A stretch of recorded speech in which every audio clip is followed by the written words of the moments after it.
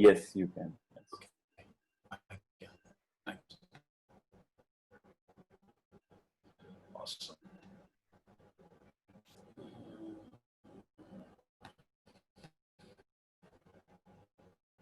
Okay, all of us are able to see the screen?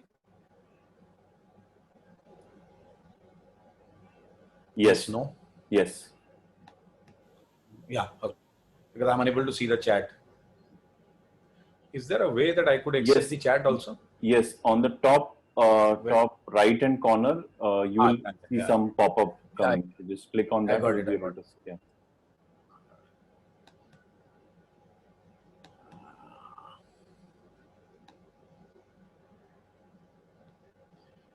Okay. Thank you very much, Viren, and thanks everybody for being online. I hope I can possibly share some experiences of my journey over the last 35 years in sales. Before I go ahead, I would love to ask all of you, what language are you guys comfortable?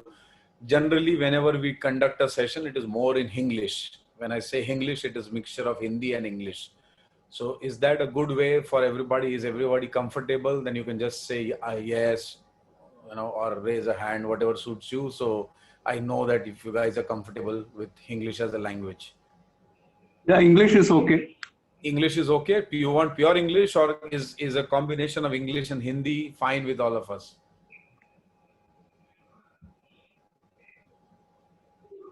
English alone is okay. Okay, fine, great. So then maybe we continue with English itself, and I'm sure all of us are comfortable, right? So let's quickly set the context that how we're going to invest the next 1 hour. Things that I'm going to touch upon today. All right, so let me just hit you with the today's agenda. The first thing we're going to typically start the conversation with is to understand what are the current challenges that each one of us is facing in the current situation, right? I'm sure this pandemic has thrown up some wonderful, exciting challenges for all of us. So I would love to understand a little about your challenges, and then we build on from there. We say, if these are the challenges, how do I make a paradigm shift? Now, when I say make a paradigm shift, it's all about shifting the way I think, right? So it's a mindset which needs a change. So from moving from transactional sales to relationship selling, what is that journey all about is something that we will touch upon, and we'll try and understand why it is so important in today's scenario. From there, we'll take it further, saying that if that is what it is, how do I move towards relationship selling, right? Is there a process to do that? And of course, there is a process. So we'll speak on two important concepts called the buying process and the selling process, right? From there, we move on to saying that if I have to effectively and efficiently run the process, do I understand how do I bring about value proposition to the table, right? Because today, more or less everything being the same, right? Because in today's world, it's very different, difficult to fight with the earlier 4 Ps that once upon a time we were taught, right? The product, the pricing, the positioning, so on and so forth. So what is that is different today, right? It is all about people. So how do I create value as a person? And that's where I, entice the customer to look at me differently. We also build from there saying that once I do the value proposition, one of the biggest scares that most of the salespeople have, and most of the times we listen into sales, is that your price is too high. A typical objection, a common objection, and in today's world more so, right? So how do we manage the price objection? And once you manage the price objection and the customer also realizes that you've created enough value, he may typically start negotiating over other aspects of business. And I'm sure all of us understand that negotiation, everything under the sun is negotiable. So it's not only price. Unfortunately, people only understand price as negotiation point, right? But whether it is timelines, whether it is quantity, the way the quantity is delivered, right? The way I will pay you, the terms and conditions sales is negotiable. So do we understand what is the trap of negotiation and how do I get out of it? And last but not the least, something which is very important to a salesperson's life, and that is closing. Because I'm sure all of us will agree, as sales professionals, you and I get paid to close, right? We are paid for results, not time and effort, right? So it's not that how many calls did you make, but it is how many closures did you get into. So very important aspect that we're going to speak on the last part of the session, saying that how important is closing, how do I go about with closing, generally what are the bottlenecks of closing, why are the topics that we touch upon today. Honestly, when I say touch upon, we're going to sensitize you on each of these topics, because each of these topics are a subject matter by itself, which means on every sub point that I've shared with you here, we do a 2-day or a 3-day intervention, right? So having said that, I'm sure in an hour or so we can, we'll be able to give you enough to at least mull over it and think over as to how do I go to the next level. Is that good? People, there's some bandwidth issue. If you can just check with. I don't have an issue here because I have. What is it? Is it getting stuck? Yeah, just a little bit. You can continue. Yeah. Because I don't see an issue here, but let me. Can I do something? I have my doubts. Anyway, let me continue. Am I audible? Yeah. Hello. Yeah, you can Viren? continue, Kipul. You can continue.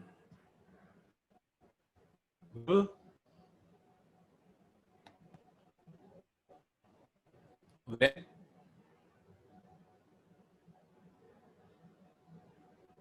It's okay now, Dan? Yeah. Okay, great. Thanks. Okay, so let me continue. So this is the agenda for the day, and we're going to touch upon these elements of selling. And I'm sure in the days to come, we can build further on it. Right? So let me typically understand from you, and that's my first question to all of you. What are the challenges that we face with current scenario, right? So with this COVID coming in our lives, suddenly life has taken a 540-degree change, right? It's not only 360 degrees, but 40 degrees. So if anybody would like to share what is he or she facing as a challenge in current scenario when it comes to sales.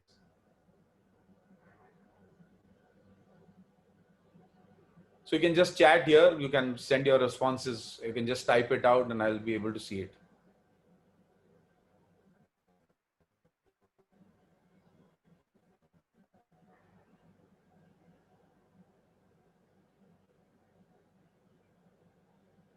Okay, non-essential goods sales. Okay, that's done. Somebody else, please. Kipul, this is Vishu Prakash. No takers. Okay, personal touch with the customer is a challenge. Absolutely right. No budgets. Thanks, Mayank. Mayank says there are no budgets. Franz said that personal touch is an issue. Nikhil says selling virtually with no emotional connect. Awesome. No leads. Okay, Sai. So Sai says there are no leads and we're finding it difficult to generate the prospect funnel. Okay, that's interesting. So absolutely correct. Most of us making a lot of sense that this pandemic has, as Modi Saab rightly says, has created not only social distancing, but unfortunately also emotional distancing. Right. So few of the thought processes that I pen down when it comes to the challenges of today is number one, which you guys have already said, is there is a huge constraint when it comes to the physical touch. Right? So when I say physical touch, earlier it was extremely easy to go and sit with the customer and a half, 2 hours with the customer and try to make sense into him. Many times the customer would say, yeah, with all due respects, what will you take to go, right? And we would say, give us an order. So purely investing time itself physically many times, gave us some good results. Customers are today conservative. Yes, Francis. Yes, they are scared whether they should go ahead and buy things or not, right? And which is where time invested with the customer is becoming a huge challenge, right? So, the personal touch is not happening. We are unable to invest time because the moment you are virtual, I don't get the same window or you don't get the same window to invest with the customer. The prospect funnel, and which is where Sai rightly said, we don't have enough leads, which means we don't have enough hot customers to work with. And that's becoming a challenge. I'm sure you will agree that the customer attention span is also a problem. And not only the customer attention, it is also equally applicable to you and me, right? So the moment we are trying to connect with him over a Zoom or a WhatsApp call or any of the technological platform, the attention becomes a huge challenge, right? Customers are scared. Yes, Nikhil, since they don't find trust happening virtually. Agreed, totally agreed, right? Price sensitization is also, leading to this, because most of the problems that you guys are rightly voicing out is making the customer extremely sticky about price points. And hence it is not helping us to close the sales with the same speed or urgency that you and I want. And last but not the least, it's all about mindset. So if I have to put all these aspects into one simple pointer, it is the mindset which is a challenge, not only for you, but also the customer.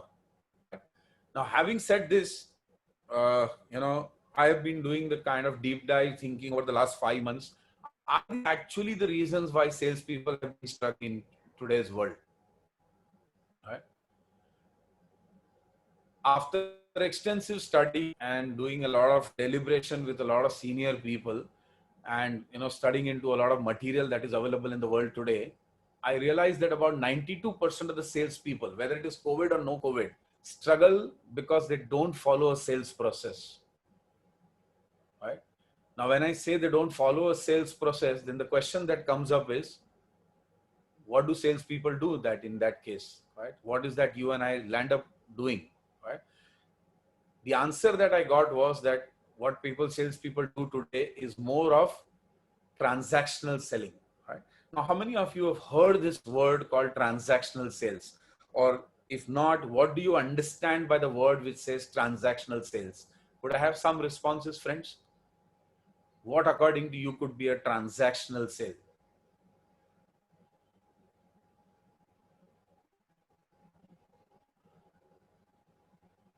It means no relationship building. Absolutely right, Francis. Somebody else?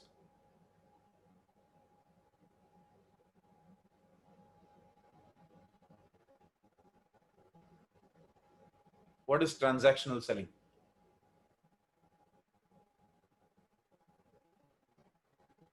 Sales which is executed for the sake of obliging. Okay, amazing. Thank you so much, Nikhil.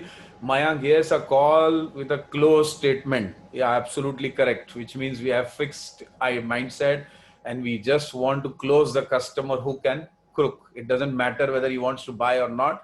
So all of us talking a lot of sense, and what we are trying to say here, not looking for long-term relationship with the customer. Ganesh, absolutely correct. So why does this typically happen? How does transactional selling typically happen? It is largely because as sales professionals, most of us get into the habit of telling, right? Now, when I say telling, it also goes one step forward where we say that we get into product peddling, right? And I'm sure you have heard these kind of conversations with the customer where salespeople say, sir, please buy my product because it's month end now. So I have month end pressures. I have my targets. My boss is going to make my life miserable. You buy the product right now. We will take care of it later. At least you take the load right now. I will manage it with you, right? Now, these are typical dialogues where, unfortunately, rather than selling, many a times knowingly, unknowingly, sorry for my language, but we get into begging, right? Where we start pleading with the customer saying, yes, okay, Mayank, thank you. I didn't want to name any industry, but yes, insurance is an industry where people come up saying that, sir, abhi aapko tax saving karna hai. And that's largely because of pressures. Yes, we have number pressures, Francis, but it doesn't matter to the customer, isn't it? Because your pressure is not my pressure. But unfortunately, we take our pressures to the customer and we start peddling saying that, take it, take it, take it, which means le lo, le lo, le lo. And it gets into too much of a push sale, right? But what happens is the world today is not very comfortable and not in the mode of push sale anymore. Right? Selling on accountability of missing as on date in a sales job, absolutely correct. Which also means that I have not achieved my targets, and because I have not achieved my targets, I'm getting desperate somehow the other to get through with it. Okay? But what is the transition that is required, especially in today's environment, is, and what the customer desperately is trying to tell us is, boss, don't try to push me. Can you create a pull for me? Now, when I say create a pull for me, what he's saying is, can you move from being a transactional salesperson to somebody, to somebody who can create relationship sales for me, right? Now, when I say relationship sales for me, what he's saying is don't do telling, but do actual selling, right? Now, there's a lot of difference between telling and selling. And typically, I would like to use a little of Hindi here because it explains it more beautifully. Telling is बोलना, right? So मैं अपने product के बारे में जाके बात करता हूँ, बोलता हूँ, and I keep displaying my product. Unfortunately, selling is बेचना, right? और बोलने में और बेचने में जमीन आसमान का फर्क होता है. There is a lot of difference between telling and selling. The reason I say that is because selling requires a solution mindset, right? It requires a solution orientation from your side and my side. Now, when I say solution selling, what the customer is today saying is, boss, please understand what is my pain point, right? For example, if I'm a retailer and you're trying to supply products and services to me, my problem today is I don't have enough footfalls. Now, as a print company, whether you are from Godrej or a Hindustan Liver or a Coca-Cola or any other company, can you come and help me to increase my footfalls? Because if you help me increase my footfalls, there will be an offtake. And if there is an offtake, I will find it very easy to possibly buy your solutions or your products from you. Right? So what the customer today is saying is, boss, can you understand what is my business pain? What is that exactly I need? Are you wanting to partner a relationship with me? Are you helping me build my business so in turn I can contribute to your business? So where the customer is coming today is saying that, boss, don't do push. Please help me create a pull, right? So as you have, your retailer is your customer. If you are in, channel sales, if you are in B2C, which is your direct customer, the direct customer says is, boss, do you understand whether your product is going to solve my problem? Right? Do you understand what is my need? Now, if you do that, is where you have a transition in your mind and in your behavior from being a push salesman to somebody who creates a pull, right? Now, the bigger question is that if I have to move from push to pull, which is what is very important in today's world, right? Because this is one tool that you have to take away today, that my mindset has to change. I don't have to get into push sales, but I need to create pull sales. Now, if I have to create pull sales, the question that I have to ask myself is that how do I get into solution selling? What is that I will need to do as differently as a sales professional? What is a behavioral change that I need to go about with? Okay, I'm involved in intangible sales. Somebody says B2B, my product has a feature to solve problems, still no sales. Great. So we'll come to that, Mayank, and possibly the next thing that I'm going to share with you may possibly answer your query. And I'm sure we'll have a question answer session at the end of the 45 minutes to an hour that I have with you. If at all it is not answered, you can still feel free to question me. Is that okay, Mayank? Right? So I'll take it as a yes for the timing and we'll move ahead. Okay. Thank you. So now when I say solution selling, while we may have a product which we feel is solving a problem, the bigger question is, do I understand the problem in the first place? So let me give you an example. Okay. And let me take an example of me and Viren as my friend. Okay. I and Viren go back to childhood friendship. Now, as most of the childhood friendship, we went to school. So I'm sharing a story, and guys, please be with me in the story because we'll understand this part of the solution selling a little better then. Okay. Now, I and Viren go back to school days. We studied together. We did our colleging together. But as life takes its own turn, after finishing our college, both of us went different ways, which means we parted ways. Viren started working somewhere else. I started working somewhere else. Both of us got married, got settled, and kind of lost touch. Out of the blue, one day, suddenly Viren calls on me. And actually, I did not know till for the first 15 minutes, I could listen to a lot of abusive language. And the person on the opposite side makes my life miserable, saying that, what kind of a friend are you? We have not connected for so many years. How can you do that? And after 15 minutes, I realize it is Viren. And I say, boss, what's your problem? And he says, let's connect, let's meet. It's been a long time that we have both lost touch. And I say, great, sounds good, right? And we decide on meeting on a Sunday, and we also decide on a spot. And Viren says, both of us are from Bombay, so let us meet at this place called In Orbit. right? Most of you may know Bombay and In-Orbit Mall because it's one of the famous malls. So I'm just taking that as a sake of example, right? And we decide that we'll meet at 4 o'clock in the evening at In-Orbit, right? I have this uncanny habit, whether it's a personal meeting or a professional meeting, I tend to reach early, right? So I reach at 10 minutes to 4 and I tell myself that I'm early, so let me wait for Viren, right? And I wait for 10 minutes and it's 4 o'clock, but unfortunately Viren has still not arrived, right? I hope I'm not going too fast, but and you guys are with me in the story.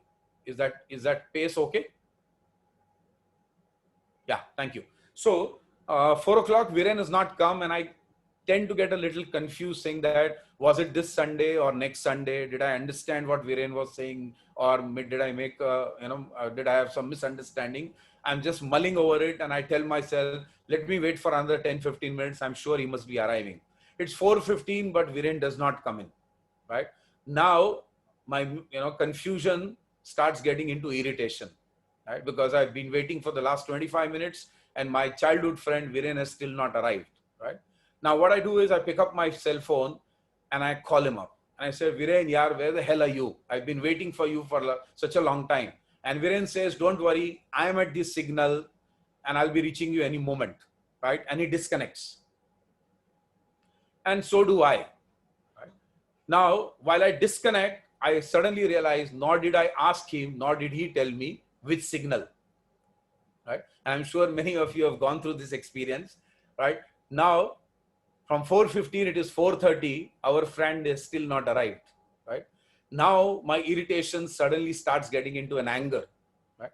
I'm extremely frustrated and I want to throw myself, I'm going to blow myself out on Viren. So I tell myself there is no sense, starting a conversation with a fight when I'm meeting a friend after such a long time, right? So I decide that let me get into the mall, enjoy the Freeka AC and cool myself down. Okay. Now, as soon as I enter the mall, I see this huge shop inside the mall, which is called a Shopper Stop. Right? At Shopper Stop, there is a beautiful display, and on the display, I see an amazing electric blue color shirt. Right? It attracts me so much that I walk into Shopper Stop. I go to the sales girl and I request the person saying that I want that electric blue shirt. My size is 42. He or she helps me with that size. I go into the trial room. I try the shirt on. I get extremely excited with the way it looks on me.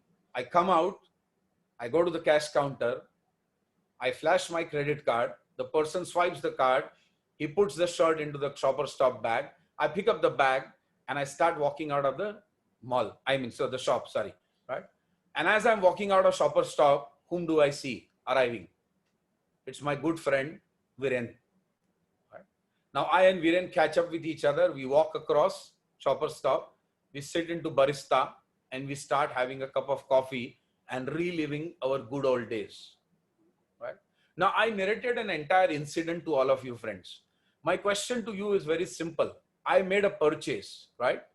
And the purchase was an electric blue shirt. My question to all of you is, did I follow any process as a customer while buying or purchasing that product? I just want yes or no's. No, Francis. Okay, thank you. Yes, Jitesh. No, Mayank. Yes, Dan. Okay, so we're getting some mixed reactions. So I would just like to, okay, yes, Nikhil, thank you. Some of you are saying yes, Ganesh says no. Okay, so we have a mix of yes and no. My question to all of you is, can somebody tell me, why do you say no? Why do you feel there was no process?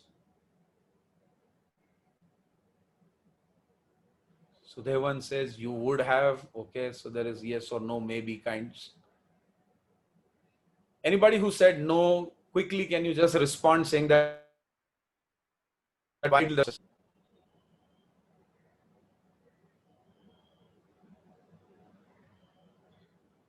Oh, it was on a feeling more than a need. Okay, great.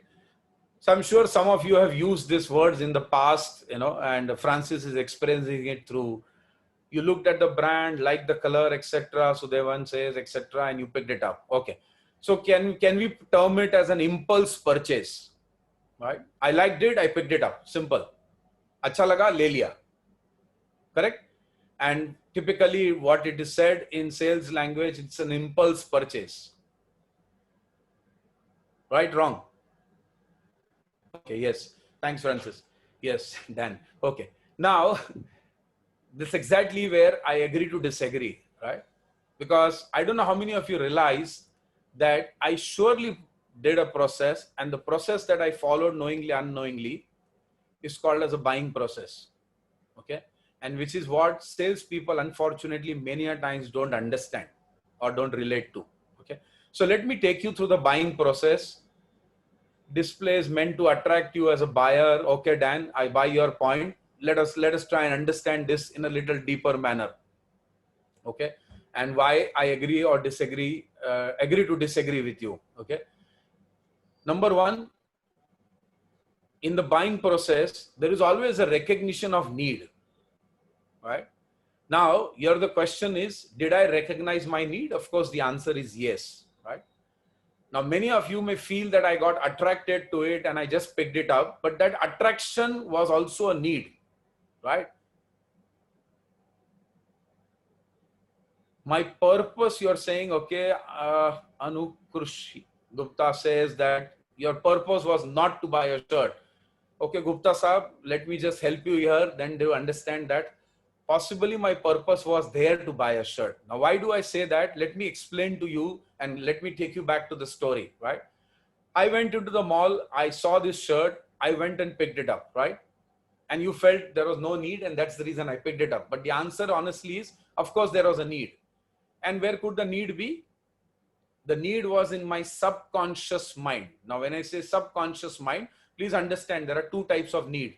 There is a conscious need and there is a subconscious need, right?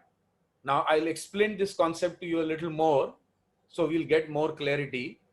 When I say subconscious need, I have a great friend called Dan, right? Dan was wearing a similar kind of a shirt when I went to his birthday party. And when I saw Dan wearing this particular shirt, which was a similar electrical blue color shirt, I liked the shirt so much that I decided that someday I should also have the same kind of shirt that Dan is wearing today. So what happened is, at that given moment, thank you, Francis, at that very given moment, the need cropped up, the need arose. It's not that I don't have enough shirts. I have enough and more shirts in my drawer, but possibly I did not have what Dan had. And I said, someday I should have that shirt, someday. Right? It did not be right now. And that is where the need arose or it got created, right? And while I was waiting for Viren and wasting my time, when I went inside, suddenly that need moved from being a subconscious need to a conscious need, because I could see the shirt on display. Right? So it came up and I said, now is the time that I should go and pick it up because I can make good of my time. Right? Now, once I recognize the need,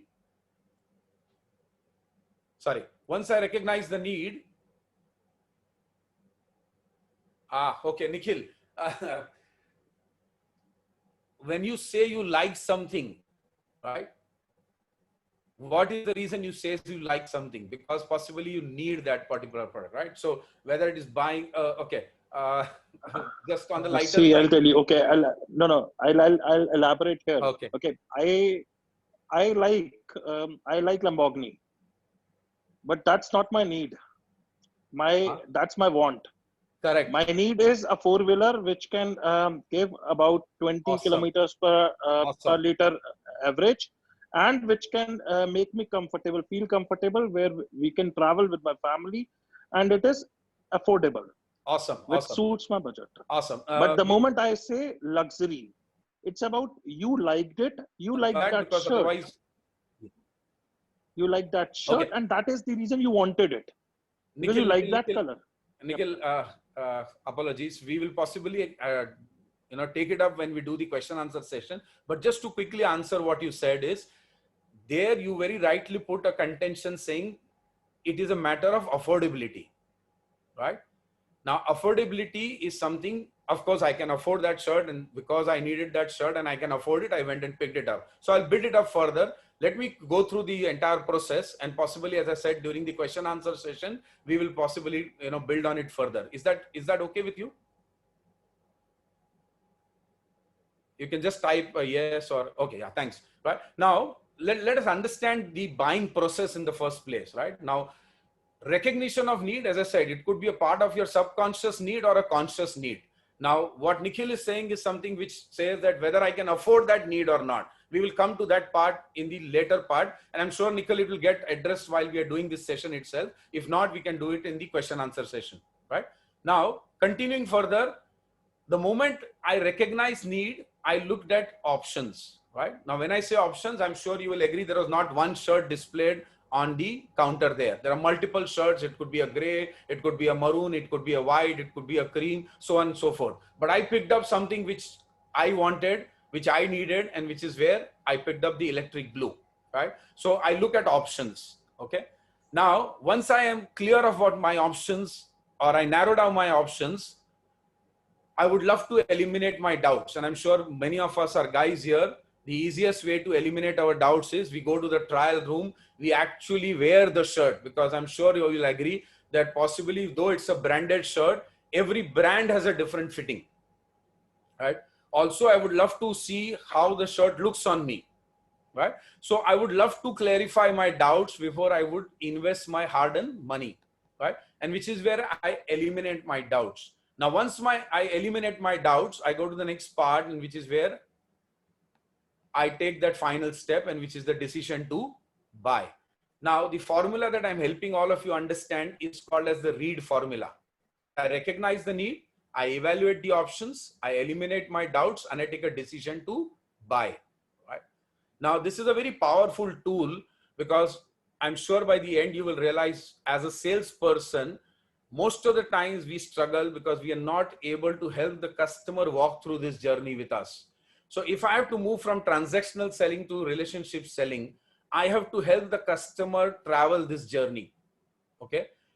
Now, I'm sure you will agree, if there is a buying process, there has to be a selling process, right? So let us also quickly address the selling process.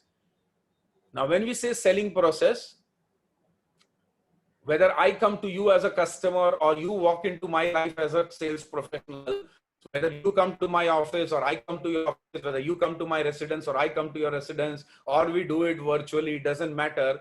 End of the day, it's the salesperson's responsibility to create a business environment, right? Which means I have to make the customer comfortable, and which is where I need to initiate the sales call. Yeah, I need to initial, OddPack is a different model. Mayank will come to that when we do the further part of programs, in case you are a part of it, right? OddPack is something different. READ is another thing that we just shared. Okay. OddPack model, we are just completing now. So let me just complete my, thank you so much. Right? So opening a sales call, which is where we open a sales call and help the customer feel comfortable. Now, once he's comfortable, he has come with a great set of needs. Now, when I say great set of needs, as I said, most of the time, the customer has subconscious needs, which are also hidden in his mind. They're also called as latent needs, right? Needs which he is not very clear many a times of. Okay. So what you and I need to help him do is, while he has recognized his need to some extent, you need to help him develop that need. Okay. Now, once you develop the need, of course, the customer is looking at options. So your job and my job is to propose a solution, right? So when we propose a solution, our customer still has doubts. Your job and my job is to eliminate those doubts. Right? Now, while we eliminate those doubts, he will take a decision to buy. Your job and my job as a sales professional is to close that sale. So as Mayank rightly typed here, the selling process is called as OddPack, right? Now, this is a very powerful tool for a sales professional to take away for each one of us, right? Now, the bigger question that I have for all of you is, between the two processes, buying process and selling process, what is that the sales professional has to manage, or the salesperson has to manage? Which process out of the two?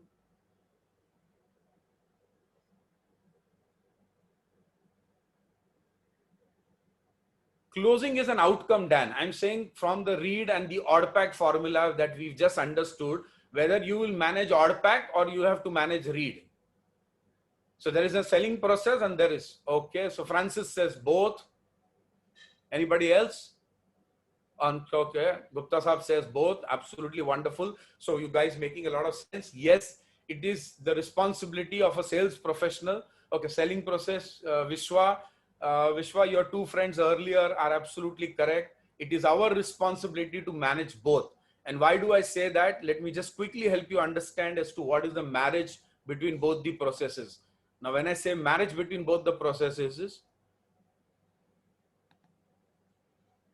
as a sales professional, there are two processes, which is buying and selling. When you, step number one, when you open a sales call, which means when you initiate a sales call, the customer comes to you with a very gray need, right? In typical sales language, मुझे मोटा मोटा पता है मुझे क्या चाहिए. I broadly know what I want, right? But I'm still having some amount of ambiguity, some amount of gray area. I'm not sure whether that's the right thing to go ahead with. Okay. So when I come with recognition of need, your job is to develop that need. Okay. When you develop the need, as I said, I will start looking at options as a sales, as a customer. When I start looking as option, your job as a sales professional is to help me with the proper solution, which means give me options, give me proper solutions, give me alternates, right?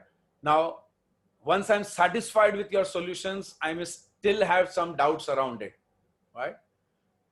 Your job is to eliminate those doubts for me. Now, once you eliminate those doubts for me, I may take the decision to buy. And as I take a decision to buy, your job is to close.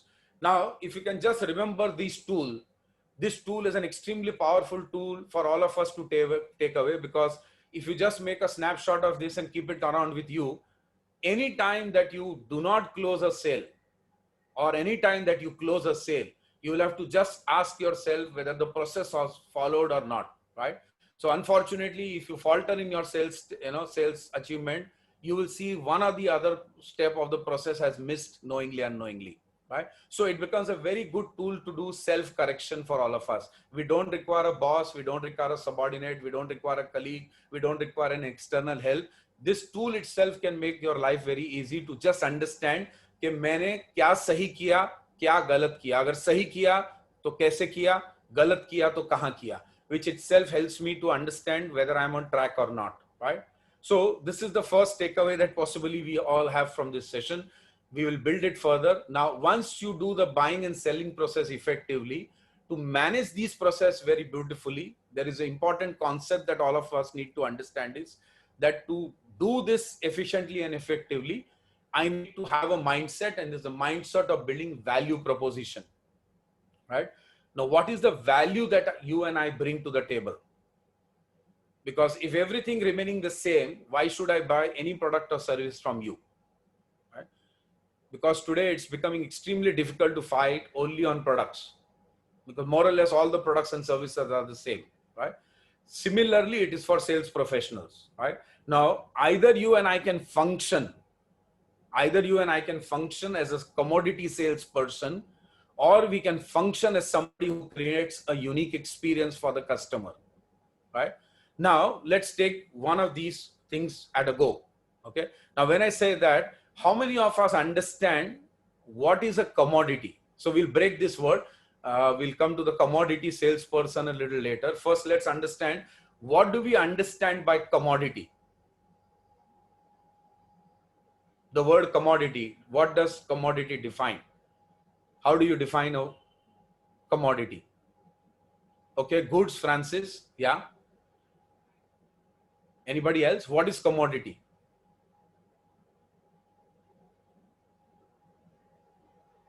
Tangible, intangible, there could be both commodities. Gold, okay, that's a type of a commodity. Altaf, I'm saying commodity ka matlab kya hota hai? Something which is needed on our day-to-day basis. Nikhil, okay, thank you very much. Crude oil, Altaf, is again an example. I'm not asking examples. I'm asking the meaning of the word commodity. Okay, so let's understand this word commodity a little more in detail. Commodity in simple word, if I have to divide this word into two parts, is one, it is available in bulk, right? Anything actually which does not create differential or value, then, okay? So commodity is something where I cannot differentiate or I cannot bring about value proposition, right? So a soap is a soap is a soap is a soap, isn't it? It's not much of a difference. It's a commodity, okay? And it's also available in bulk. So anything where I find it difficult to create value or differential is what a commodity is all about, okay? Now, you and I can function as a commodity salesperson. Now, when I say function as a commodity salesperson, let's take a simple example. You and I go to the customer wearing a nice tie, a blazer, carrying a laptop and speak in fluent English. Now, if you and I can do that, unfortunately, the competition salesperson can also do the same. You and I go to the customer on a regular basis. The competition salesperson can also give a regular visit. You and I tell the customer, sir, our company is a 70-year-old company. The competition guy goes and tells, sir, we are a 100-year-old company. Right? You and I go and tell him, sir, our product is the best. He says, sir, our product is second than none. You and I will tell him, sir, we'll give you after sales service. The other guy says, sir, I will also give you after sales service. You and I tell him, sir, I will give you discount. He says, sir, I will give you better discount. You and I will tell him, sir, we have range of products. He says, of course, sir, we also have range of products. Now, if you see, there is nothing different about, right? So whether you are a guy who comes from an X insurance company or a Y insurance company or a Z insurance company, all of you are telling me that, boss, you take my insurance and we'll safeguard your family. All of you are saying that we'll come and pick up your premium. All of you are saying, sir, we will ensure that we give you after sales service. All of you are saying, sir, we are MBAs. All of you say, sir, we will take care of your financial security. So there is no differential. So what is happening in today's world, that most of the sales professionals function as commodity salesperson, right? Now the question is, can I move from being a commodity salesperson to somebody who creates a unique proposition or a unique experience for the customer? Now the question is, how do I walk this journey? How do I create a differential for myself? Now that's a big question that we need to ask ourselves, right? So today, can the customer say that, okay, the moment Dan comes to my life, or many of us friends, I'm just taking Dan as a name because it's quickly registered into my mind, but we are a lot of friends out here who have been, actively participating. It is Nikhil, Altaf, so on and so forth, all of us, right? If the customer today talks a language about it, saying that the moment Altaf came into my life, I have tremendous confidence on where I'm personally and professionally going in my life. Altaf made a huge difference. I can trust him as a professional. Altaf is a one-stop solution for me. Altaf is somebody who I can depend on. Altaf is somebody who gives me tremendous clarity. Altaf is somebody whom I can work with. Altaf is somebody I go to, whether it's his product or service or not. I know Altaf will actually put me on to the right person, right? Now, what he's saying is that, boss, now Altaf has become an extremely integral part of my life. And he's not like every second salesperson who comes and says, sir, mera product le lo. Right? This guy comes and gives me tremendous confidence and clarity in what I should be doing, why I should be doing, how I should be doing, and how it will help me, right? Now, if that is the transition that you and I can bring about, is where we start creating a lot of value about you as a person, right? And we move to the fifth P. So, the 4 Ps have become redundant now. It is the fifth P. And the fifth P today, very important, is it says it's all about the person, right? So can you become that person in my life whom I can totally trust, right? Who can bring tremendous value into my life? And I'm not talking only product and services. I'm saying tremendous value to my life. Now, if that is the transition that you can bring about, then you will be able to manage the sales and the buying process very efficiently and effectively, right? Now, having done that, if we move forward,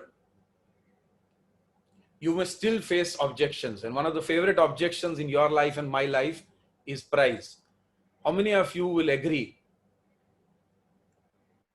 that it is the most frequently heard objection in the whole field of selling? Any responses? Okay, Francis, yes. Okay, Dan, yes. Right. So I'm a salesperson like you, so I totally agree. True. Right. Now, I'm sure this is something that, we have started listening to every single day of our life from the time we got into sales. So it's the most frequently asked question or objection. It is also said it is the objection that stops most of the salespeople and more sales than any other. Right. So how much ever value I create, still the customer will say, boss, tera bhav bahut zyada hai, kam kar. Right. And most of the sales get stuck because of that. It is also said the reason it stops them is the more they start hearing it, the more they start accepting it as a valid objection. Right.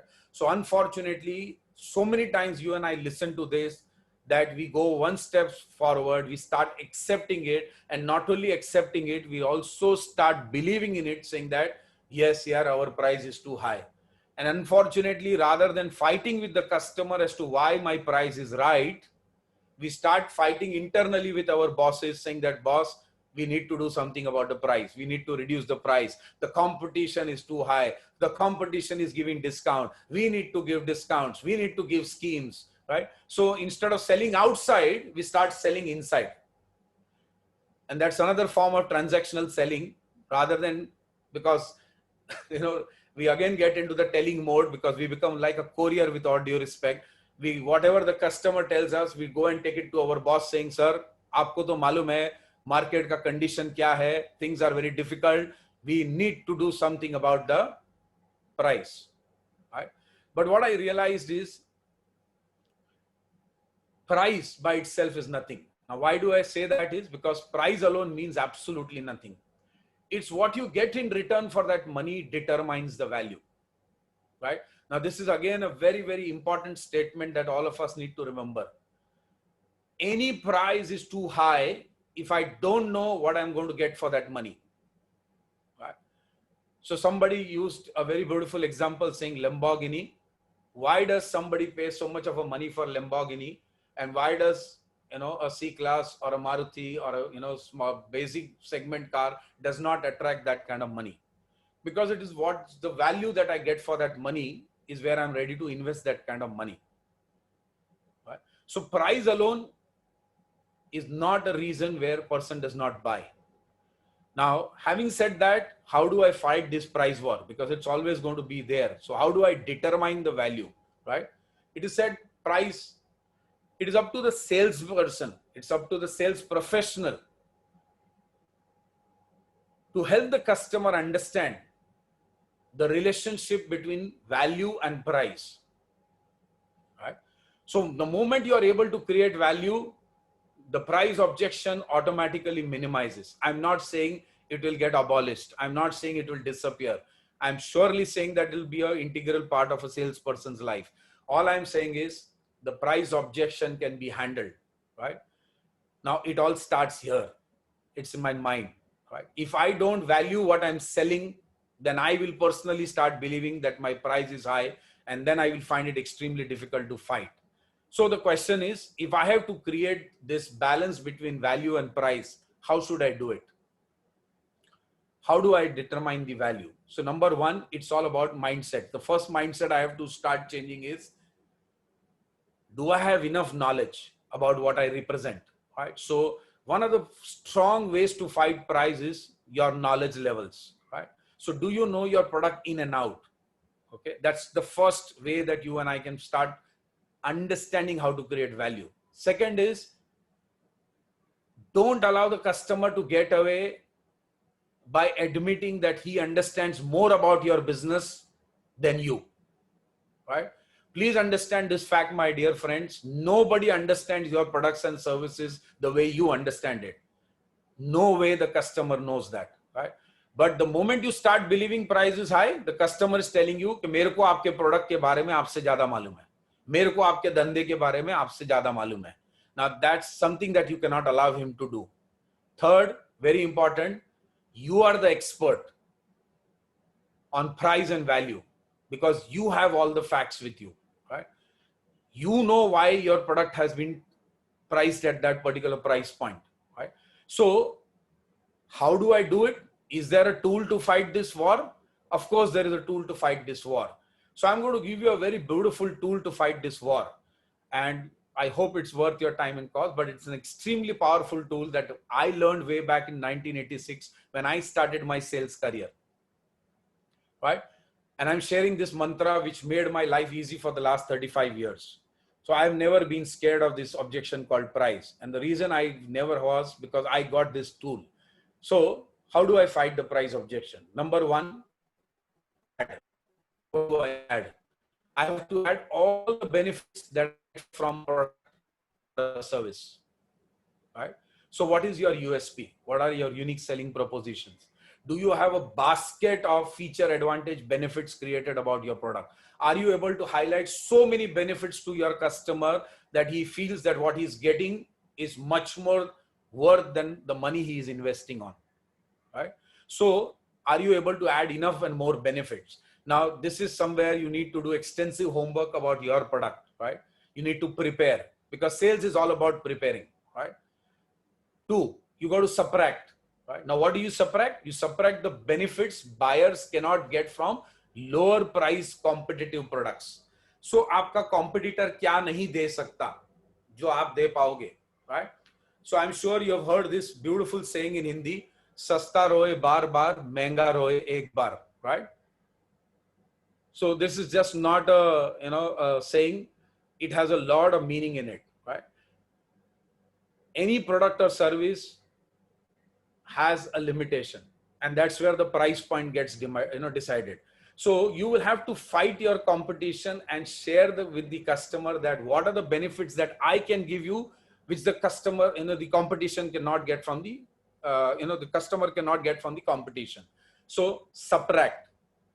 Right? Now, again, this requires a lot of homework because you need to equally study your competitor's product. Third, you got to multiply the intangibles, right? The intangibles of quality and satisfaction, right? Now, trust is an intangible, right? Your brand is an intangible. Service is intangible. Right? The confidence that you can give to the customer is intangible. So there are a lot of intangibles that you bring to the table. Now, do you understand what are the intangibles that you're giving to the customer today? Right? Peace of mind that he has by dealing with you is an intangible. So multiply various intangibles, right? And last but not the least, you got to divide. Divide your price into small units of longer lifetime cost. Right? And I'm sure you've done, you've seen this technique being used beautifully by insurance company, auto sales companies and so many industries where they say at the cost of a cigarette, you can have your life, term insurance. At the cost of a cigarette, you can pay off your EMI.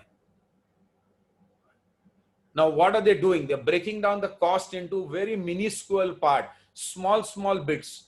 इतना छोटा कर देते हैं cost ko. Now they don't say it is 1 day into 30 days into 365 days into so many years that you're going to pay EMI. They will say hardly at a cup of a coffee you can afford your EMI.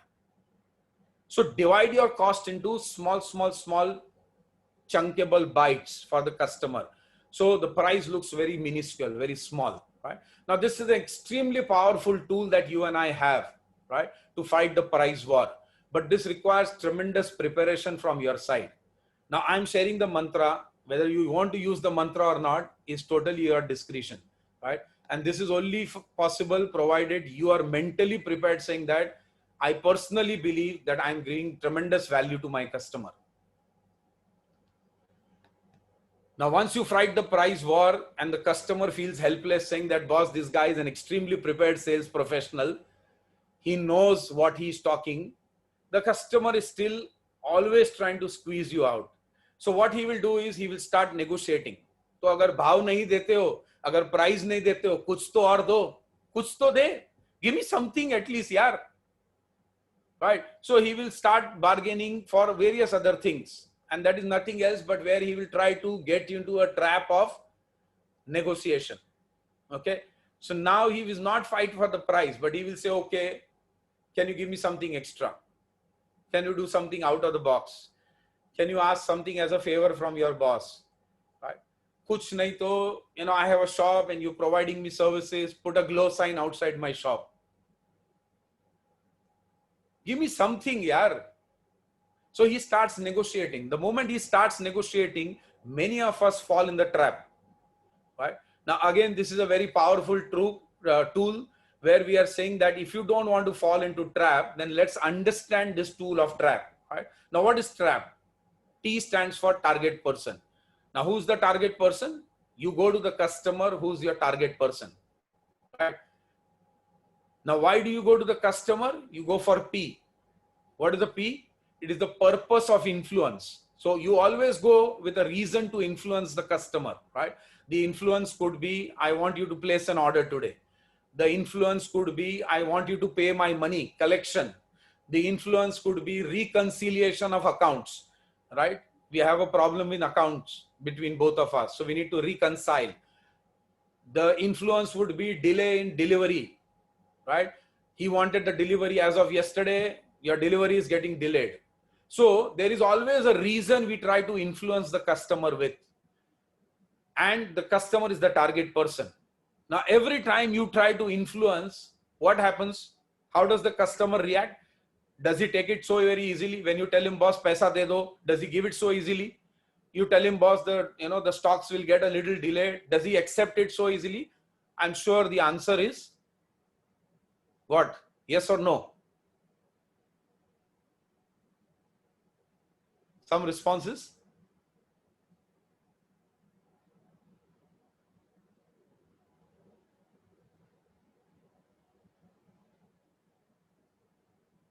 Okay, no, thank you. Right, so absolutely correct. So he's not going to take it lying down, isn't it? The customer is not going to accept it so very easily. So what does he give you? He gives you something called as adverse reaction. Adverse reaction in simple terms, जोर का झटका हाँ जोर से ही लगे धीरे से नहीं, right? Which means he will try to make your life miserable. He will try to act difficult. He will try to fight it out with you. He will say nothing doing. Boss, I want the delivery early. I am not going to pay you money now. Right now the market is in very bad condition. You know what happened over the last 5 months. Don't even talk about money with me right now, right? New orders, forget it.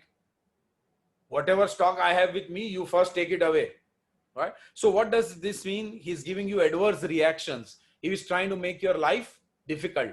Now, most of the sales professionals fall in a trap of negotiation because they don't have R. Now, what is R? We don't have enough resources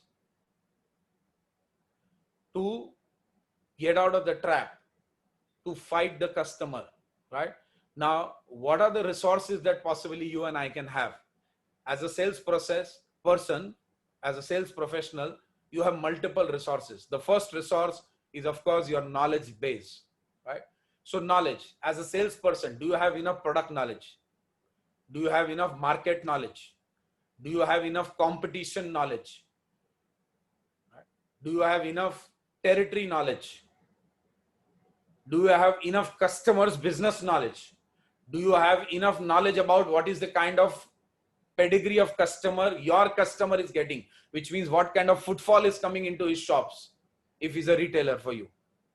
Right? So do you have enough knowledge? Do you have enough knowledge about your own company? Do you have enough knowledge what is happening in your industry? Do you have knowledge of what is happening across the world in your industry? So the more knowledge you have, the more easier it becomes for you to negotiate with the customer. Right? Now, along with that, your resources is your attitude, right? So attitude is either positive or unfortunately negative. Attitudes. Confidence is a positive attitude, right? Motivation is a positive attitude. Killer instinct is a positive attitude. Similarly, I can also have negative attitudes. Now, if I have negative attitudes, again, I will fall in a trap, right? Anxiety, fear, right? Restlessness. Now, these are negative attitudes which come in when our knowledge levels are extremely low. So, as a salesperson, do you have enough resources in terms of your attitude? Are you building the right set of attitude? Right? Third comes skills, right? So, knowledge into action becomes your skills. So, if you don't have knowledge, again, you will not be able to implement it. If you don't implement it, it does not become your skills, and hence no resource. So, selling skills. That's the reason it is called selling skills. First, I have to take sales knowledge, and then I have to implement that knowledge, right? Communication skills, man management skills, negotiation skills, conflict management skills, interpersonal skills, right? So there are multiple skills that you require as a sales professional become your resources, which is where you can fight the war, right? And last but not the least, you need to have the right set of habits, right? Like coming on time is a habit. Not coming on time is a habit, right? Hard working is a habit. Hardly working is also a habit. Now, every time that you don't have these resources, you will find it extremely difficult to fight with the customer and negotiate with the customer.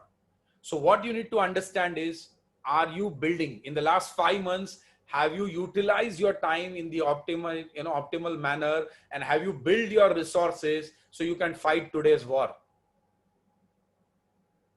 So I don't know how many of you are studying what is happening in the business place, but the virtual space, the sales are going up 2 times, 3 times. Amazon is expecting its business to grow 3-folds. So are we using our resources and are we equipping ourselves? Because if we do that, we will find it extremely easy to go to the last step of the sales process, and which says close, right? Now, my question to all of you is, why is that? Because extensive research has been done, and it has been found out that salespeople are extremely averse of closing. When we say averse of closing, they are very scared to close. Any idea why a salesperson is scared to close?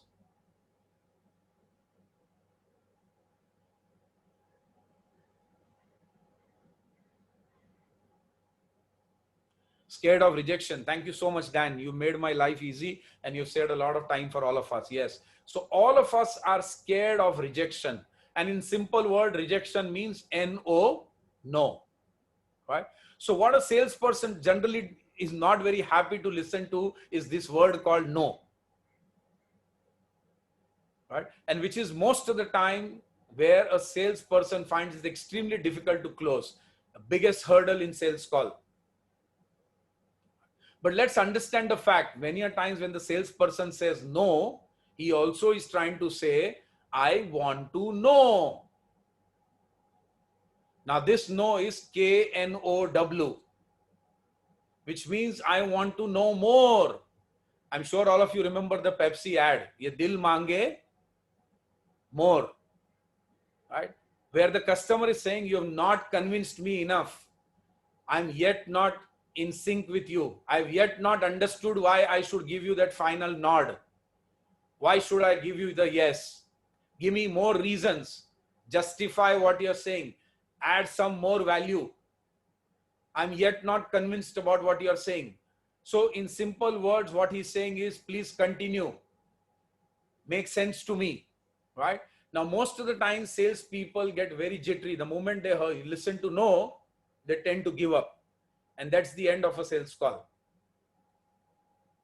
Right? And many salespeople don't even ask this question. Sir, are you going to pay me by RTGS or check? Because they're scared of this no. Now, please understand, if you don't ask, it is as it is a no. So it's better to ask, because if you ask, whether you'll get a yes or you'll get a no. If you get a no, you need to understand, I will have to still create enough need for the customer, which means I have not understood need. And if I have not understood the need of the customer, I'll have to go back to the step number 2, develop the needs further. Right? Now there are various techniques to close, right? These are 2-3 techniques that I'm just sharing. There are multiple techniques to close, but once you are mentally prepared to fight the battle of rejection, then only you will be able to use these techniques.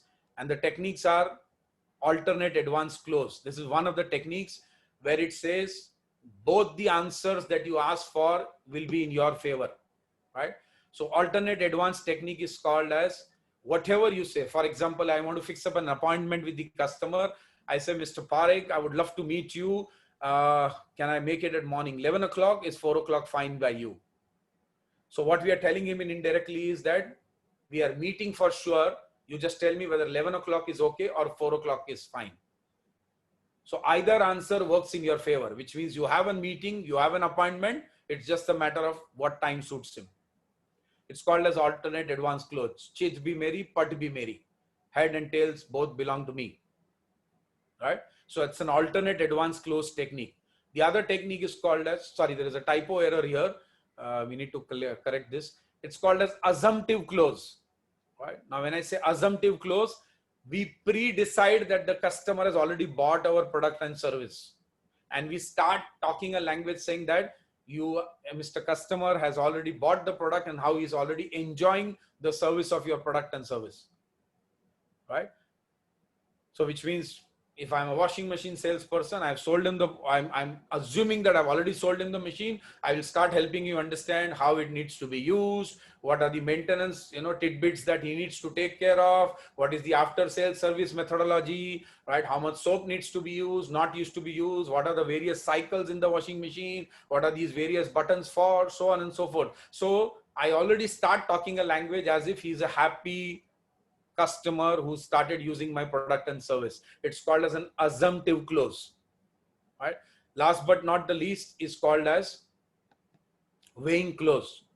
It's also called as a balance sheet close, right? Now weighing close is the reason for you to go ahead with my products are far more than the reasons which can stop you from going from my products, right? So I repeat, the reason for you to go ahead with my products are far more than the reasons which can stop you from going from my products, right? So it's like a, weighing close, tarazu hai taraju. The reasons for him to go ahead have to be far more than which can stop him. Now, these are some techniques and there are multiple techniques, friends, in closing, right? And once we move ahead and if we meet in the near future, we will talk about all those in details. So this is possibly what I wanted to cover with all of you in last, an hour or so. What I will do is I will leave the platform to Viren. Viren will take it on from here. And then once again, I will connect with you once Viren is through for the question answer session, where possibly first question that I would love to answer is where it came to the Lamborghini example. So thank you, Kepal. Can you just stop sharing the screen? Yes, I will do that. I'll do that.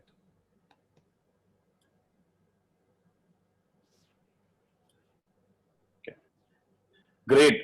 So thank you, Kepal. As always, you come and make most complicated things in a very, very simple way and help us to connect us to roots. And I'm very thankful that you have played a very strong role in building my sales career. And just to share with the participants, I was among my sales team member. They used to decide that we should not take Virendra because we might lose a sale. So that was that this is where I started, and almost 10 years back. And when we make our joint calls where we used to pitch for large organization for various projects, and Kepal used to accompany me, and I used to observe him. And then I said, Kepal, I just wanted to learn about. He just used to say, follow the basics.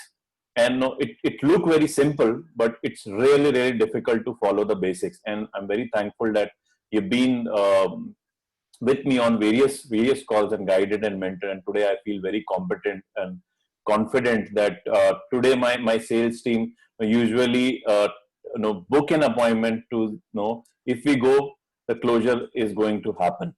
So that's the stage where I'm the live example in front of you. And very thankful for Kepal to played that important role. So with that, we'll move forward. And as I mentioned that this is a preview, and those who wanted to go more deeper into it, because see, in 90 minutes, whatever best we can give you to take back, to make it more customized, to make it razor focus, and at least some 3 takeaways you can take from this webinar. Building on, if you wish to join, we are starting up a live program and also a recorded program where we are going more deeper into these concepts. So what we have done is we have designed something called as a sales master class. Now this sales master class is 35 years of rich experience brought into these 6 days of the sessions, which Kapil himself is going to cover. Now what we are going to cover in this sales master class is, these are the 6 core areas where we have identified which can help any sales professional to make a sale in a scenario where people are not intending to buy. So as Kapil started, whether COVID or no COVID, it's not about people are not buying. It's about we not following a process.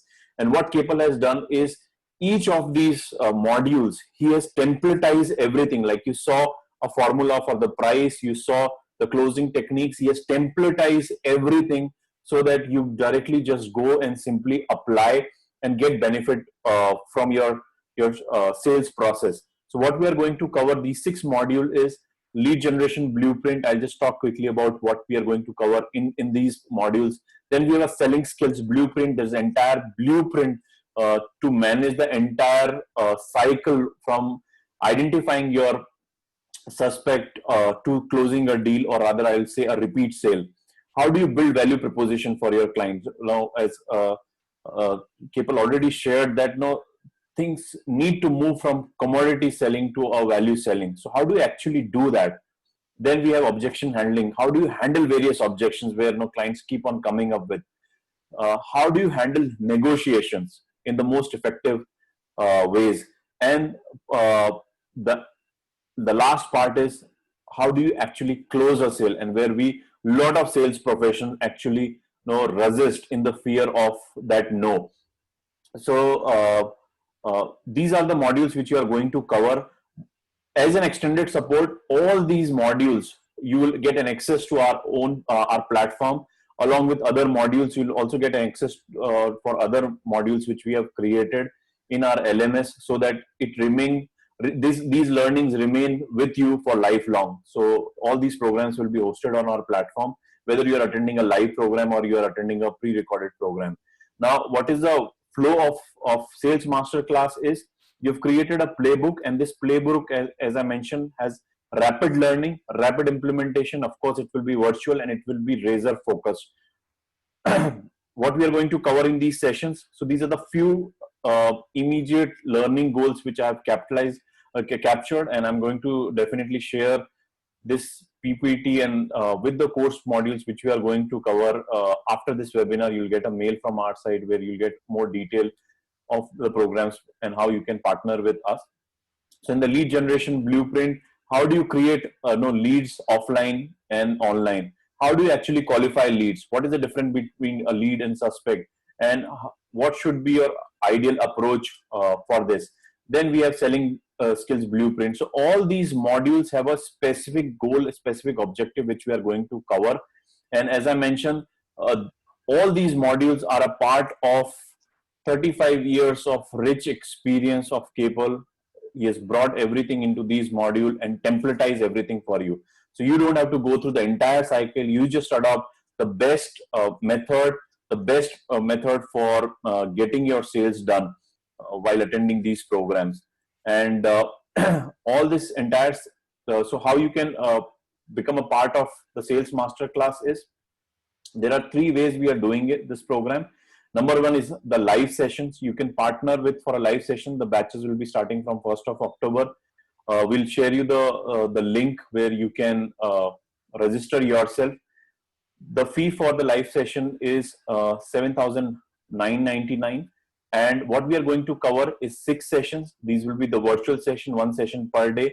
Mostly the timings will be the evening timings and 90 minutes each session. Along with this, we are going to give you two personal 45 minutes one-to-one interaction with Kapil, where I'm sure all of you might be from the different business vertical where you have different kind of set of challenges, where you also get an opportunity to interact with Kapil for two personal coaching sessions if you join for live batch.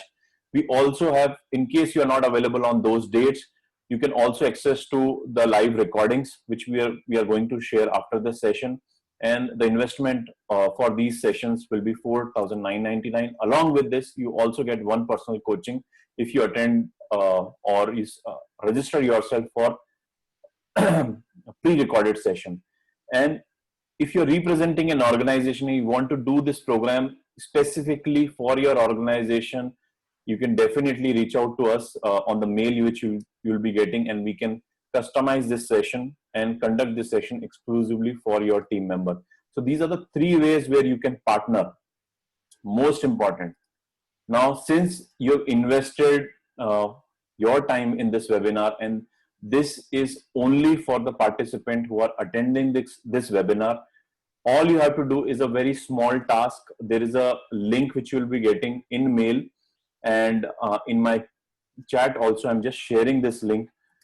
Just a small thing, what you have to do is share your feedback of today's session on this link, and all of you who are going to share the feedback of today's session on this link, number one, they will be getting a recording of this session. Also, they will also get a coupon code of worth 2,000, which they can utilize on if you wish to enroll for any of these programs. So suppose for you're using live session, then your session price become 5,999. You can utilize that 2,000 rupees coupon code. The coupon code will be in your email. All who will be sharing their review on this link, share your review, positive, whatever you feel about today's session. It will really help us to reach out to more people, and definitely it will help us to know how you like today's session.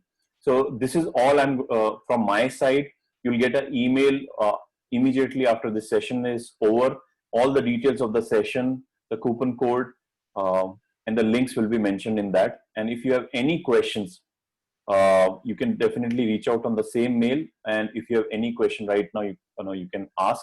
So Kapil, I will just so we are all this is formally the teaching session is done. We are all open for question answers for next 5 to 10 minutes. Any questions you have, we are more than happy to answer. So I'm sure, Kapil, you are also able to see the chat. A few questions which are there. And guys, we can now chat with each other. So we'll request you to unmute, and maybe one question at a time, and possibly to the best of my ability, I'll try and help you. And as Viren said, we'll invest next 10 minutes or so on question answers. And as Viren rightly said, please understand this is a journey.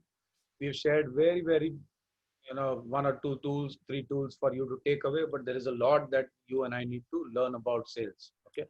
So difficult to do it in a short span of about an hour and a half, but let's invest the next 10 minutes for some question answers. Anybody who would like to start? So Kapil, why don't we start with the first question with Nikhil's question was, if I remember correctly, was the difference between need and want, and Nikhil very rightly, beautifully highlighted the difference between need and want. So need is something that is satisfying my basic, want is my desires, right? Nikhil, are you able to listen to me? Oh yes, I'm very much there. Awesome. And the rest of us, right? So Nikhil, what you said is absolutely right thing, my friend. No dispute on it. But I'll take my live example personally. When I started my career way back in 1986, for reasons beyond control, I was after my 10th standard, I had to start. I used to buy, export reject shirts. And I'm sure you know what are export reject shirts. They used to be on the footpaths of Mumbai. They would cost me 50 rupees in 1986. And Nikhil, I used to wear 2 white shirts, buy 2 white shirts, because people should not know that I repeat the same. Okay. Because that was the need of the hour. Okay. But that time I used to sit and aspire there, saying that one day I should be able to afford a Manish Malhotra designer shirt. Absolutely. So that's a want, correct? No, that's perfectly fine. So, Okay, I'm just I'll helping people differentiate between need and want, right? Now, what Mhm. happens is need typically depend. I mean, the pace with which we decide on our need depends on the ticket size and your buying power.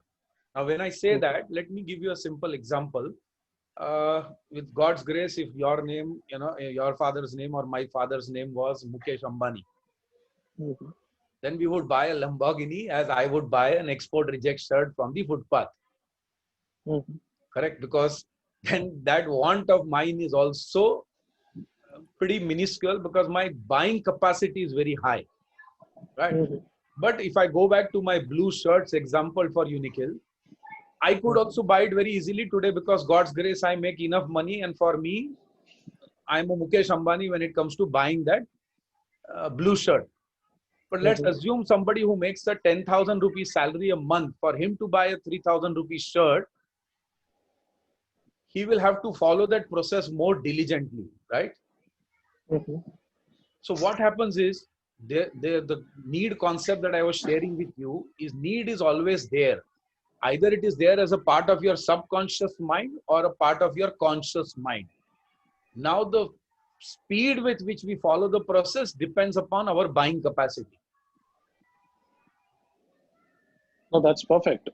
right? See, I'll Now, elaborate now the question. answering last part of your query, and then possibly Mhm. you can still build on it. Where you said is, I can afford a 15 million car, but I want to buy a 5 million car. Is that right? That's what But I I got was the message. what I wrote over there in the private chat box is, well, if the Lamborghini costs about 15 million INR, the same purpose, as in I need a luxury car, I can afford it in 5 million INR as well. The purpose would be solved. But see, again, where am I coming? Where am I coming from? Is I I am from a German company. We are into component manufacturing for windows, UPVC windows. We were the inventors. Correct. So when we talk about UPVC windows, it's a plastic window. So Yeah. people often take just like Surf or Colgate. They have a brand name called Finesta. Very typical brand name. Sure. And with us, even we come from with a history of 70 plus years. Rehau is just a German company, but with no name here in India. Correct. So what usually happens is need and want where it differs here with the clients is when we approach a client, usually his budget is fixed. Usually you know your budgets when you're about to renovate your home or you're about to buy something. Hmm. So they at times negotiate on what they really need to what they want. As in, they can afford only 3,000 rupee a window, so they would prefer having a fixed window. But Correct. unfortunately, window is something which allows the ventilation and the light. They may compromise on ventilation for the sake of fitting into the budget, but the utility based selling is missing. That was my question that time around, that it Fair. is Fair. something which Fair. is like utility based. It should be your need, not your So, want. I mean, need exactly to be, it should be, it should be fulfilled by the product. so आपने बहुत अच्छी तरह question किया निखिल भाई और आपने answer भी किया. Thank you so much. God bless you for that. So again, see what we are saying very rightly here is that I may have need for multiple things, right? And over a time, it may have become my want. But the question again crops back to my affordability. तो आपने जिसे बताया कि उसको fix window लेना पड़ रहा है बिकॉज मेरा बजट ही 3,000 का, मेरे पास उससे ज्यादा. So someday when we, in case we meet in future, there is a concept which is said that however good your product or service may be, but I can't afford it.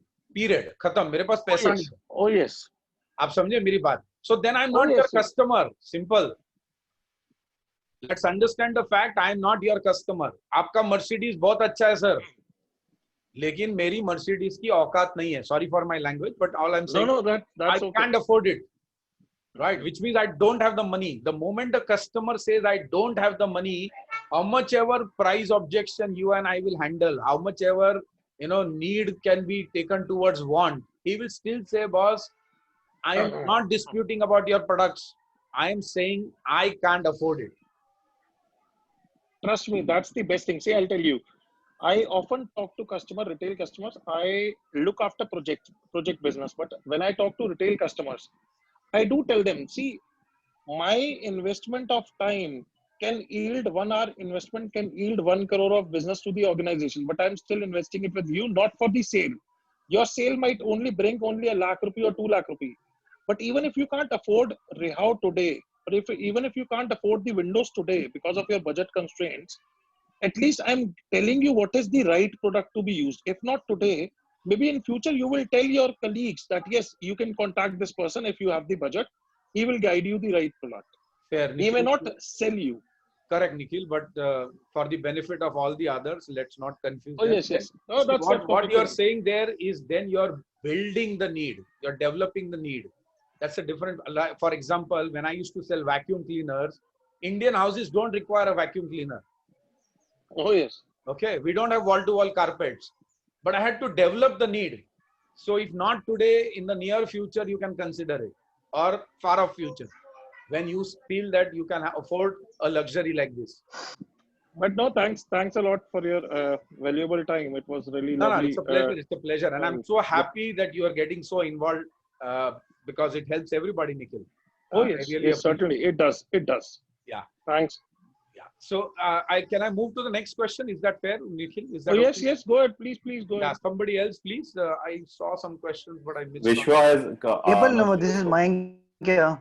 Mayank. Yeah, I raised a question. Can you quickly repeat it, Mayank? Because my chat में There's a way पढ़ने to में time inquire. Yeah, Mayank, please. I put it on the chat that is there a way to inquire from a customer if he says he has Okay. closed So a need? Mayank, I will quickly answer that. It is called as loss sale analysis, my friend. Okay. So there is a very beautiful concept in sales called loss sale analysis. So when I say that if for any reason beyond your control you have lost to the competition, it is your moral right as a sales professional to go to the customer and say, sir, I'm sure I knowingly, unknowingly goofed up somewhere. There is some reason where I could not satisfy your need. There was some way that I could not take care of your need. Can you be kind enough to say, where is that I faltered? मैंने कहाँ गलती किया?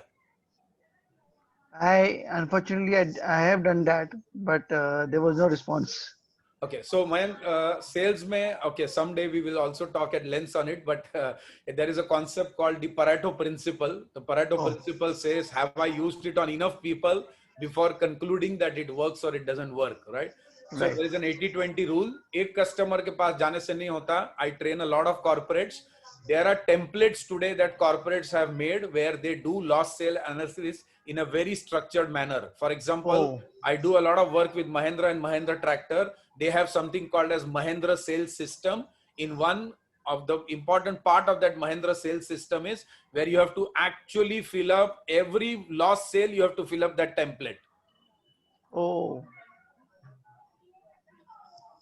Is that fairly helping you, Mayank? Absolutely, absolutely. Yeah. And building on to that, Mayank, I can completely relate. Day in and out now, we interact with B2B clients, and every client doesn't get closed. So usually, see what in my experience, what I have observed, and again, these are the learning which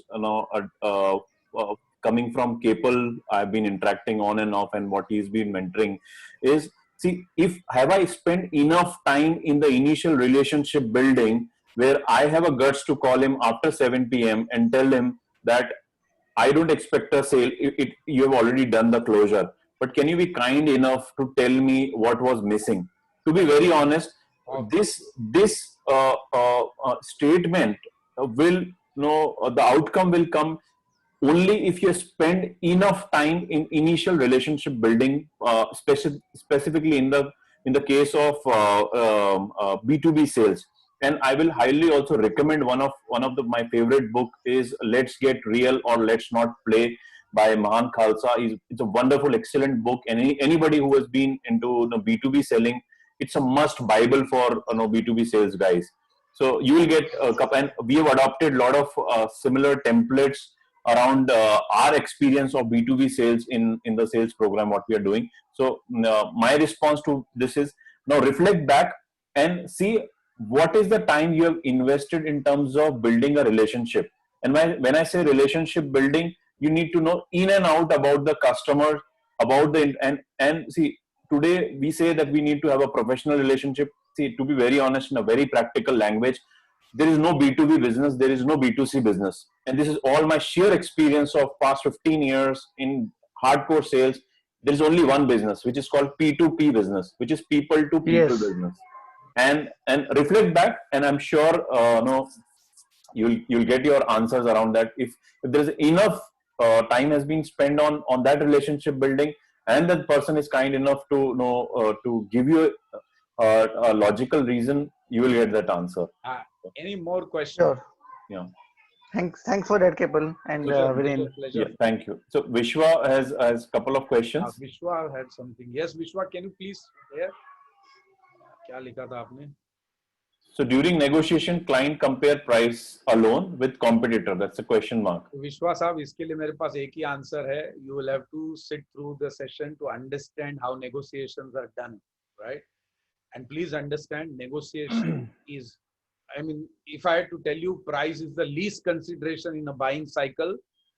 Today you may find it difficult, or you may challenge me as a sales professional, but I can vouch for it, and I can help you actually go through that journey, saying that how price is never a contention for any buying process, right? So वो करने के लिए आपको थोड़ा खुद पे invest करना पड़ेगा, टाइम, एनर्जी, पैसा, to learn that entire curve कि कैसे करते हैं, because negotiation itself is a huge subject, Vishwa.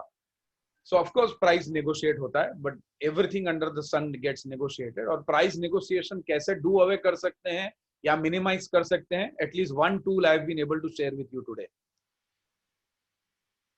The addition, subtraction, multiplication, division का tool, आप उसको use कीजिए, it will help you a lot. Yeah. So second question again from Vishwa is customer high product quality and service evaluation at very low cost. So that's very right. No, you and I are also customers, isn't it? Each one of us sitting in this room is a customer for n number of products and services. Who doesn't like to have the best at the lowest cost? Please answer. हम सबको भी तो वही चाहिए ना कि सबसे बढ़िया प्रोडक्ट दो, सबसे कम दाम में दो. And which is what we have been speaking for the last 1.5 hours कि आपको वो जो gap को bridge करना है is where your role comes as a sales professional. So आपको value creation करने को आना चाहिए. अब value creation कैसे करना है, price का value कैसे दिखाना है, वो तो मैंने आपको 2 या 3 tools दे दिए आज.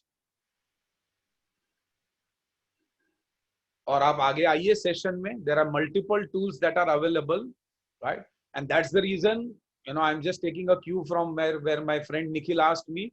I'm again saying that why does a Mercedes get sold at a price? उसके पास भी 4 चक्के हैं, उसके पास भी स्टीयरिंग है, उसके पास भी ब्रेक है, उसके पास भी सीट्स है, जिस पे आप बैठ के पॉइंट ए से पॉइंट बी में जाते हैं. मारुति भी वही करती है. ऑल्टो, मारुति ऑल्टो आपको 3.5 लाख में मिलती है, मर्सिडीज आपको 30 लाख से चालू होती है. So how is that somebody is ready to go 10 times above or 100 times above on the cost? That's they are able to bring value. So वो value कैसे लाना है वो तो हमने बात कर लिया है. I hope I'm fairly helping you, Vishwa. Yeah. Another question, Dan. Dan, you can just simply unmute yourself and. Yeah, if you can talk, it will be nice. Yeah. Yeah. Hi, Kapil. Hi, Dan. Hi. So we were actually developing, nowadays everything is into niche markets and services. So we were trying to get into a particular type of a market where it was a bit hard for us to sell. So it is like if you are trying to sell a service that will come that will come into use in case of an unforeseen, let's say, accident, something that the customer is not expecting. But in case that happens, we will be able to help. So in such cases, how to sell such a product? Because the market is, let's say, almost everybody. So we would have to have a lot of people in this for our project to be a success, right? So just want to know how to get this kind of a product into the market. So I mean, again, it's I mean, if I can understand you correctly, you have a concept, right, that you're trying to put across to the customer, which makes him see sense in what you're sharing with him, right? So it's more of concept. Am I understanding you correctly? Sorry, Kepal, we lost you for just last couple of few seconds. Dan, can you hear me, Dan? Yeah, now I can hear you. So it is a concept selling, not a product selling that you're referring to, right? So it is a service that is that we are developing, So, and that is going again, to be implemented fortunately, pretty I've soon. worked But the within this- concept, but the Yeah, sorry, continue. yes, but the service is such that if you are getting into an accident or you are getting into an unforeseen position where you are not able to, let's say you're immobile or you're stuck in your car because of an accident, or you're a pregnant lady or so, then we would be able to help you in such cases. But if such a reason to be at emergency to use our service, so how do we get such a market? So I mean, fortunately I'm the right person that you're talking to, because I sold fire. Okay, so I worked with a company called Real Value. Okay. Okay, and when I used to head Real Value for Central Bombay, every industrial area or office that we went to, people would ask me first question saying that, son, what is your age? And I was that time 28 years. And he would say, I'm running the business for the last 35 years, Mr. Parik, there has never been a fire. Mm-hmm. So why the hell do I need Exactly. your fire extinguisher, right? Mm-hmm. So I had to kind of prepare myself saying that unforeseen calamities don't give, come by giving notices. Okay. Isn't it? Yes. So do I have enough and more examples? Have I prepared myself enough? See, please understand, Dan, everything in selling is preparation. So I will continue with my example. I am a teetotaler, which means I don't smoke, I don't drink. So people find it difficult. I've been in sales for 35 years and people say, how is that possible? Anyway, that's off the reference point. Now, I used to carry a matchbox. You know why I used to carry a matchbox? Because whenever a customer told me that, boss, I have, business running more than your age and nothing has happened into my office, I would actually lit the fire on the matchstick and say, what is not happened in 30 years, I'll do it in 30 seconds. Okay. So I had to create the fear of God, saying that, boss, for example, insurance, right? Mm-hmm. How do I know insurance is worth it? For that, unfortunately, I have to die. Now, Yes. I can't tell the customer, let's die for 5 minutes and understand how it feels, isn't it? Yes. So it is said insurance selling is one of the most difficult selling. Now, how do insurance people sell? They show him the picture that if you are not there, what happens in your absence? So I don't suppose your product or service is so difficult that you cannot show him the picture of what can happen, unfortunately, if things go wrong. So you need to have enough paper cuttings that if there is an accident, what happened because this service was not available that time, what happened? Mm-hmm. Do you have enough paper cuttings like this? Do you have testimonials from people that unfortunately we went through such a incidents and we suffered? Mm-hmm. Right? So you'll have to collect your tools. They are called as sales tools. Because you're selling, still I'm saying you're selling a concept, not a product. You're selling him the fear of the future. Mm-hmm. Saying that if things go wrong, if things go bust, how will you handle it? Also, building on what Kepal has referred to, in any conceptual selling, see, there is a need to be created, and see, there are two kind of a need where one is already an identified need, and second is the need which you have to create. And the classic example is insurance. And I've been following various insurance companies in last couple of 5 months. The amount of the growth which they have done in these five months is exponential. And why? Just one COVID. It created a panic in the system. People thought if I get hospitalized, I have to spend almost 2 to 2.5 lakh rupees. Why don't I buy insurance, which is 2,500, which IRDA made it mandatory to all the insurance company to give that COVID Suraksha plan to all those things. But apart from that, if you go to an insurance company, they will upsell you for a health insurance, not only for the COVID part. So in your case, what my recommendation would be, need to create a lot of need by, number one, showcasing what will happen, what will happen if you don't have this service. Second is, in your scenario, to speed up the process, a lot of partnership could really help you. Now, what kind of a partnership? The accidental insurance companies. You can have a co-partnership with these accidental insurance companies, where they can where you can promote your product along with the insurance services what they are providing. So these kind of multiple ways to do that. Second is the selling part. The first part is the marketing part, which will play a very important role, and second is the marketing part. Now, I'm assuming that since it's a conceptual stage, you might not have a enough sales team, and you might be involving yourself and a couple of other people in the sales part. Now, the sales people need to speak the language what Kapil was referring to, the matchstick kind of a thing. So when they are doing an interaction, so these kind of an interaction will help you to move more closer towards the sale, which is more of a called as a conceptual selling approach. Kapil, I hope I'm right in building that. Absolutely on track, Viren. I'm so happy. Thank you. I hope, Dan, we have been able to make some sense to you, and you will have to kind of, either with us or with somebody, you will have to entrench yourself. Who could Probably I could get back in touch like offline. Yeah, sure. If you have any program like that. Yeah. Sure. So, Yeah, anybody else? One question. There is an issue from Vishwa's mic. Kapil sir, I asked two questions to make you understand. See, the client wants a Sony quality, but they have a mindset of the price for Sansui. So how can I address the 1 and 2 question on that? So, Vishwa, somewhere when I was addressing Nikhil, I did touch upon it, but just for the sake of repetition. See, first, let's understand, in every business, there is something called a segmentation. Correct? So when I say segmentation, a guy who can afford a Sansui cannot afford a Sony, and vice versa. So first, have you done enough homework to profile your customer and see whether you're going to the right customer? That is number one.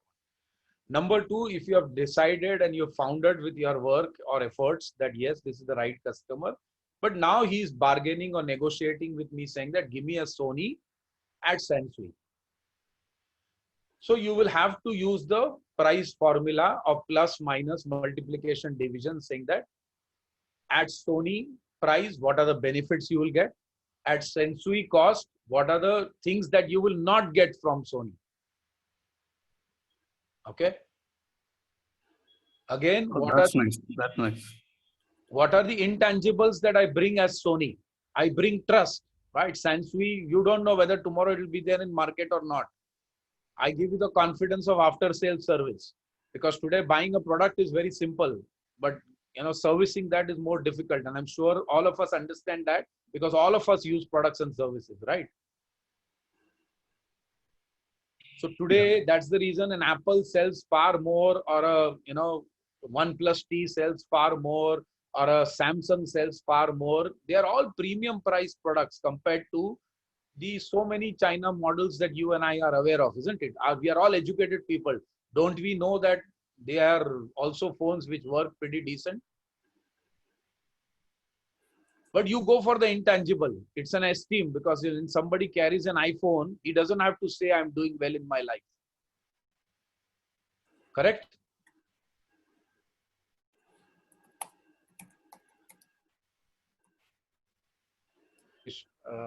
I hope you were able to listen. I think there was some mic issue with Vishwa, and again this the price objection tool which Kapil has shared. Trust you me, we'll share you the recordings also of this session, and if you want to take a snap of this PPT, please spend some time. Trust you me, once you are doing this activity of addition, subtraction, division, you will yourself will get enough pointers to counterattack the price objection. And all of us, whether you are selling a Mercedes, or whether you are selling a commodity product, or you are selling a consultative approach, this technique works like anything.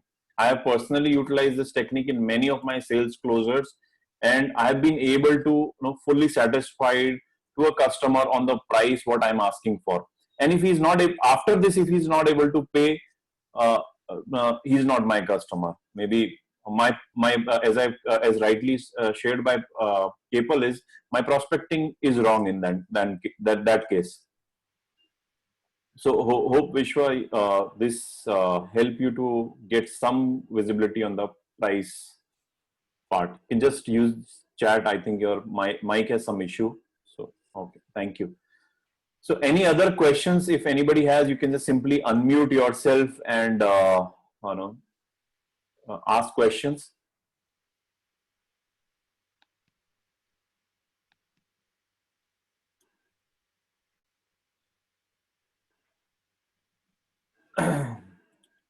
So thank you so much, Kapil. Thank you all the participants who are still with us, and I hope you get maximum learning out of this session.